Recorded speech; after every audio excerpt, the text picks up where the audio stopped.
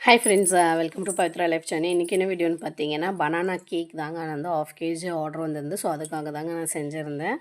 Already நான் back பண்ணிவிட்டேன். இது பாருங்கள், பனானா கேக் எவ்வளோ சாஃப்டாக எவ்வளோ சூப்பராக இருக்குது பாருங்கள். நல்லா டார்க் ஷேடடில் நல்லா டேஸ்டியாக இருக்கும். ஃப்ரெஷ்ஷாக நம்ம கேட்ட பிறகு நம்ம செஞ்சு கொடுக்குறோம். வாங்க இதை எப்படி பண்ணுறதுன்னு பார்க்கலாம்.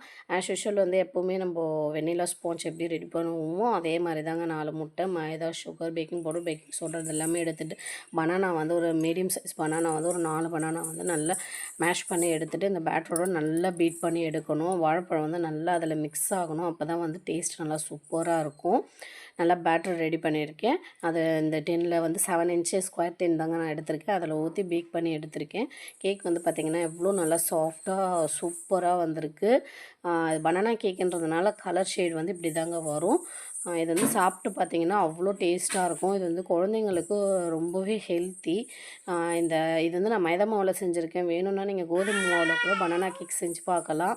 அவ்வளோ டேஸ்ட்டாக இருக்கும். கண்டிப்பாக செஞ்சு குழந்தைங்களுக்கெல்லாம் கொடுங்க. கண்டிப்பாக இதை ட்ரை பண்ணி பாருங்கள். அதுக்கப்புறம் வந்து பனானா வந்து பார்த்திங்கன்னா, நான் மீடியம் சைஸ் பனானா வந்து ஒரு 4 பனானா ஆட் பண்ணியிருந்தேன். இது வந்து இந்த கேக்குக்கு. நீங்கள் வந்து பெரிய சைஸ் பனானா இருந்தால் ஒரு 2 பழம் யூஸ் பண்ணி பாருங்கள். கண்டிப்பாக ட்ரை பண்ணி பாருங்கள். இந்த வீடியோ பிடிச்சிருந்தா மறக்காமல் ஒரு லைக் பண்ணுங்கள். மறக்காமல் என்னோட சேனலை சப்ஸ்கிரைப் பண்ணி வச்சுக்கோங்க. தேங்க்யூ.